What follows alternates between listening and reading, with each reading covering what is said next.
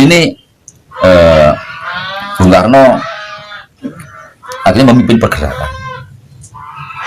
Setelah memimpin, beliau yang baca teks proklamasi. Terus dia jadi presiden. Lah, Ken Arok menyusun sendiri konsep perjuangannya itu. Harus membunuh Bu Gandring, harus membuat tulis Bu Gandring, harus pendekatan buruh dengan MDDes, harus begitu. Jadi dia lengah satu detik aja gagal, Ken Arok. Dia sendiri yang melaksanakan soalnya. Dan dia jadi raja. Dan nama Ken Arok Soekarno ini hurufnya sama betul 8. iya, hanya diwalik-walik ini hurufnya, tersisa 3 huruf 7. SK dan U, tersisa 3 huruf Ken Arok Soekarno, ini hurufnya diwalik-walik aja. Oh iya Pak. Iya, diwalik-walik, tersisa 3 huruf. Jadi kalau dimulai dari Empu Sendok ya sampai nama-nama raja di Singosari sampai sekarang yang sama cuma 2 orang ini, Ken dan Soekarno, yang sama itu. Dan lahirnya di tempat yang sama, matinya dikubur di tempat yang sama. Walaupun Bung Karno tidak menghendaki. Lahirnya di mana sih Pak? Di sama di situ. Itu artinya kebangkitan. Nah, 45 ini persis sama. Nah, makanya setelah Ken Arok kan di sini ada Anusapati, Tojoyo, Ronggoluni, baru Kertanegara. Ya, karena 5 tahun Ken Arok. Tapi setelah Bung Karno, ya, Pak Harto, Bung Karno 20 tahun, 3 orang di belakang, Habibie, Gus Dur, Mega, persis. Ini di tengah 3 orang ini. Ya, Anusapati, Tojoyo, Ronggoluni. Karena Ken Arok cuma 5 tahun.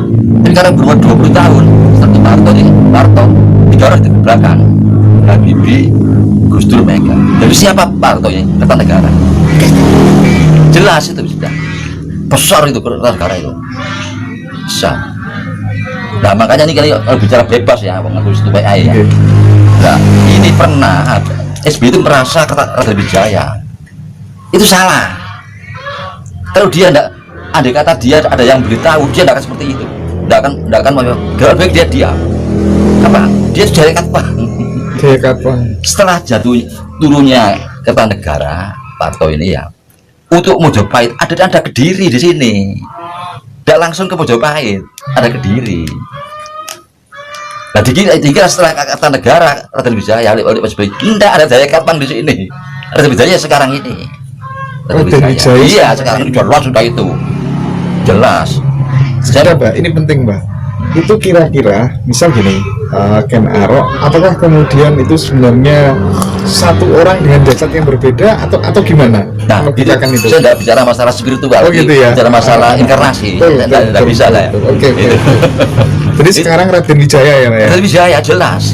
Makanya coba kawan-kawan yang mungkin pernah dengar pada saat mulai gejala-gejala 212, 4, saya yakin tidak akan jatuh. Hanya yang mengganda itu jenderal, tapi akan selesai. Karena melihat sejarahnya dulu. Iya dulu. Raden Wijaya yang mengganda itu jenderal, tapi selesai.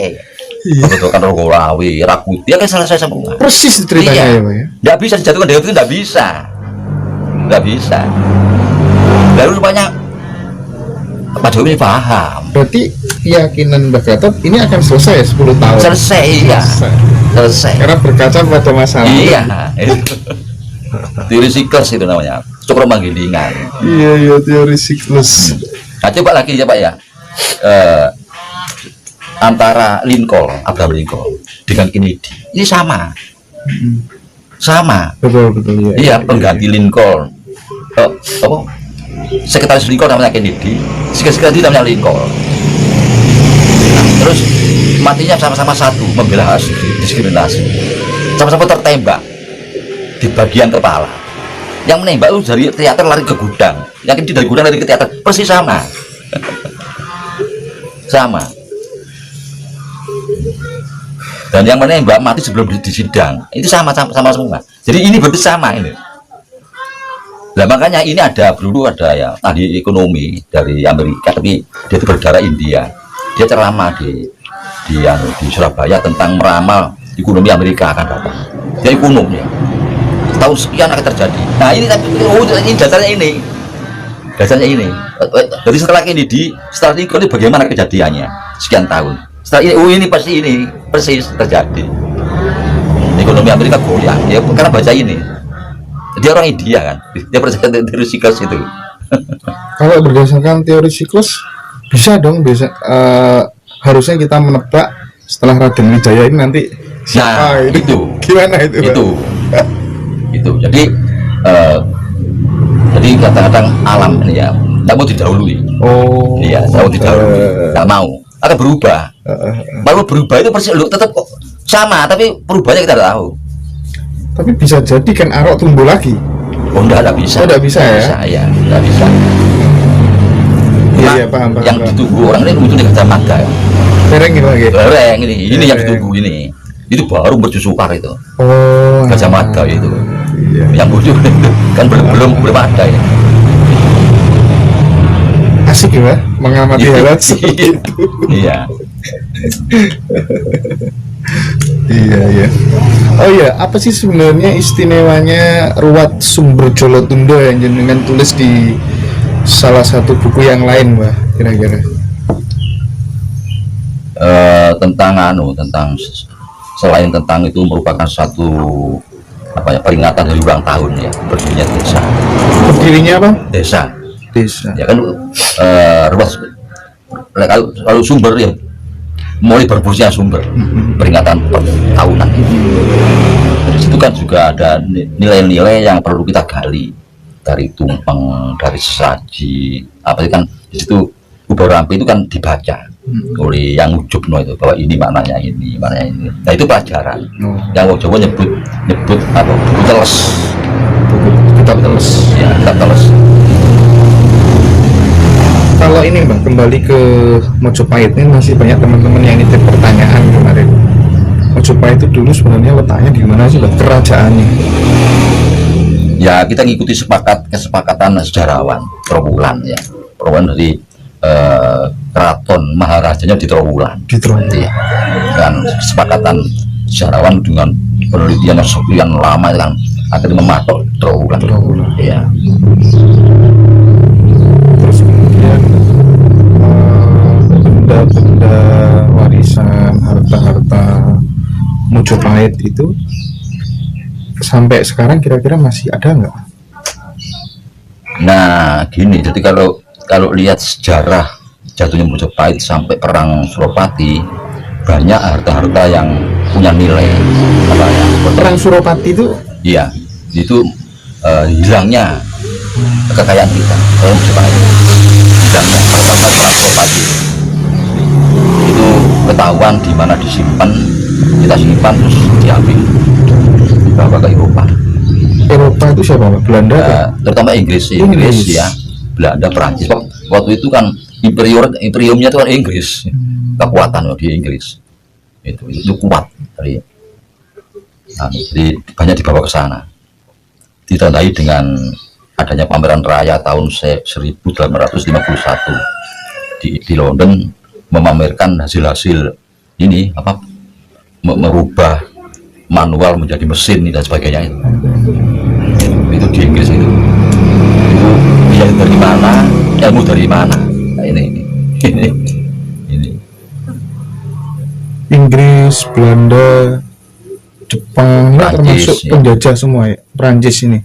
Ya kalau kita bicara secara ya netral dengan memaklumi ya karena mereka terpaksa kan karena Terpaksa, sudah ya? kehabisan segala-galanya termasuk pangan kehabisan juga. Jawabnya ya harus mereka ingin bertahan hidup Dengan segala cara. iya. Mungkin sekarang juga sama barangkali yang dilakukan oleh negara-negara besar itu, Amerika dan lain sebagainya, Iya, dengan teknik penjajahan yang lebih halus barangkali. iya betul. Karena memang sumber daya alamnya yang tidak sebegitu megah di negara kita ya, Pak, ya. Iya. Apalagi sekarang kalau saya tidak banyak mengikuti ya tentang tambang pengganti bahan bakar atau energi yang terbarukan itu sudah waduh sangat rumit kalau saya tidak mampu mengikuti seperti itu. Tapi katanya memang di sini gudangnya ya. Energi yang diperbarukan ini. sampai di usia saat ini, usia berapa tahun Mbak Kata? 75. 75 tahun ini kira-kira berapa buku yang Mbak Kata tulis? Ya enggak banyak ya, cuma berapa paling ya 20-an. Terus saya dulu senang nulis tahun-tahun 87, 88, 89 di Jawa Pos artikel itu. Oh gitu. Terus gara-gara istri saya meninggal, saya mandek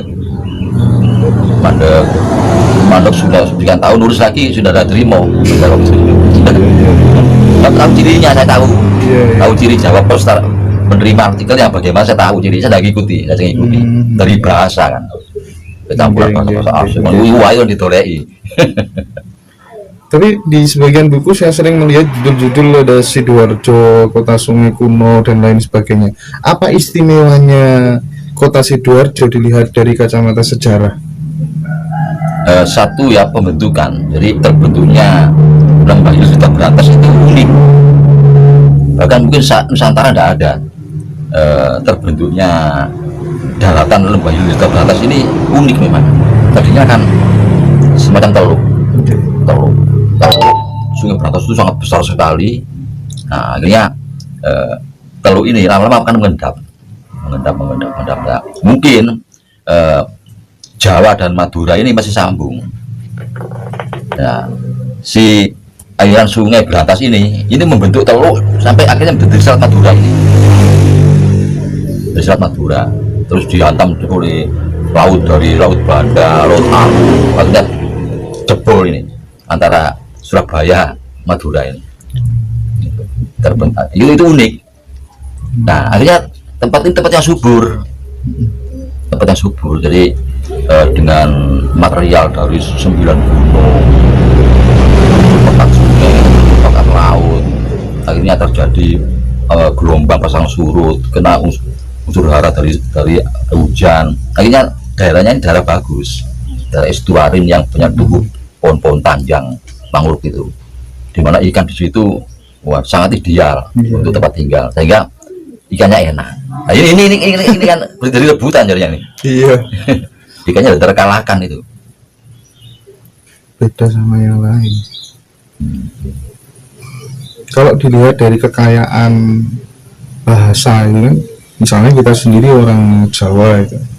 Orang Jawa itu bilang aku itu kan macam-macam ya, ingsun, dawet, ulun, ulo, bilang beras aja. Kalau misalnya orang Inggris paling hanya punya rice gitu kan. Kita sangat detail. Bangsa dengan bahasa yang sangat detail.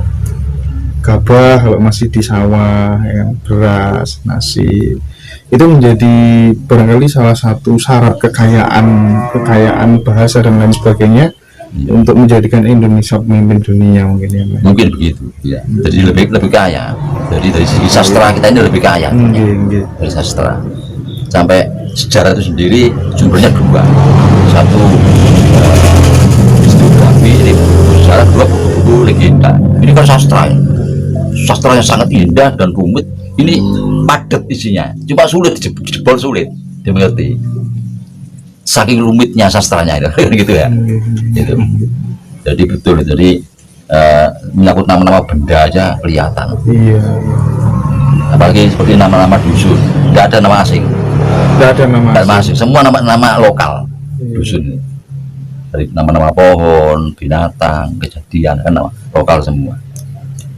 Cuman karena memang sudah ditutupi sejarah masa lampaunya, trilogi politik, ekonomi dan budayanya, akhirnya kita terdoktrin menjadi bangsa yang kerdil. Iya. Tidak pede terhadap diri kita sendiri. Betul. Bahkan kita mau menyampaikan jati dirinya sebenarnya itu segan. Karena berhadapan dengan raksasa. Betul. Jati diri kita.